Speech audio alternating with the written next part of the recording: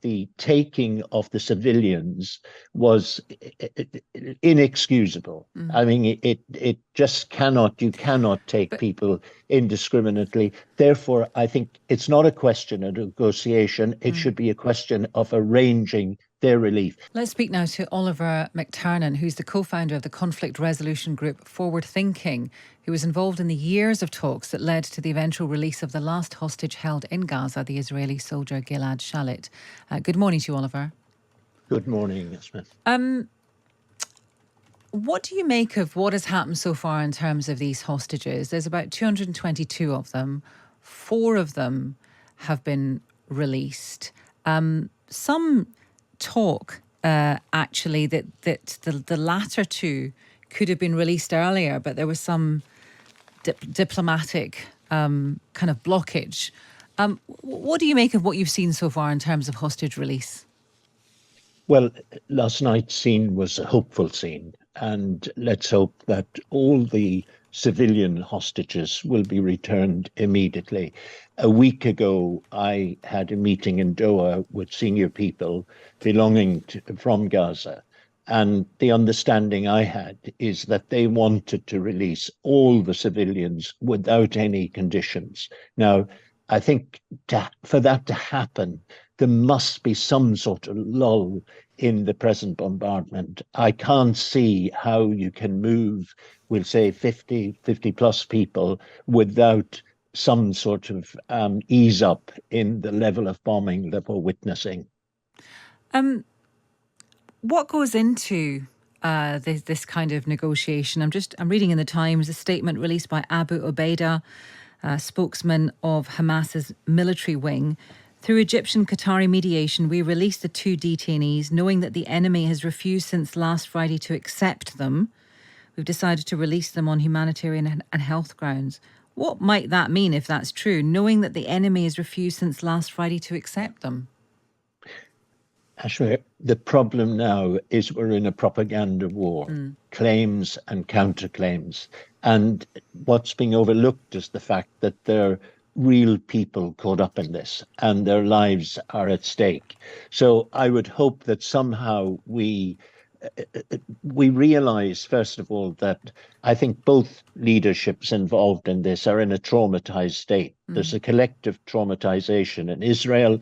I think equally in Gaza, the extent of the Israeli response, I don't think was predicted. So it's very difficult for people in that state to be rational. And that's where I think the outside world and actors like Egypt in particular, Qatar as well, play an extremely important role. But I think equally Britain has an important role.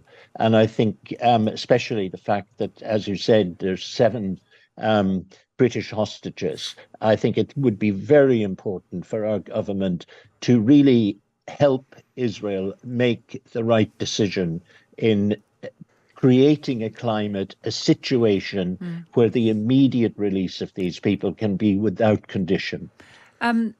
You were involved in the release of Gilad Shalit. Have you managed to see this morning or last night the footage of these 2 women being released?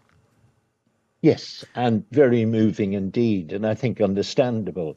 The circumstances in which the negotiations for the release of Gilad were entirely different from today's situation. Although during that period we had a couple of wars, but they were short-lived. It was ongoing face-to-face negotiations in the sense that every fortnight I went backwards and forwards from Israel to Gaza. Today, I think it's entirely different because we're in an open war situation. There isn't that possibility of long-term exchanges. And as I say, I think the taking of the civilians was inexcusable. I mean, it just cannot, you cannot take people indiscriminately. Therefore, I think it's not a question of negotiation. It should be a question of arranging their relief. The military hostages are another matter, because in warfare, you do have a situation where people take each other's side prisoner. Oliver, can you explain, though, why those pictures are you understand them because you've been close to this kind of situation, but there seemed to be, I mean, they were kind of giving her the Hamas militants, I presume they were terrorists, were giving them a cup of tea. They were kind of clasping their hands. And is that what you expect? Is that what happens in a hostage situation? Yes, because if we put it in context, the reason why Hamas and Palestinian militant groups, not just Hamas, have tried to take particularly Israeli soldiers up till now was to use them as a bargaining chip to get the release of Palestinian prisoners in Israeli jails who would have no other hope of being released in their lifetime. So I don't agree with it, but that's the reality.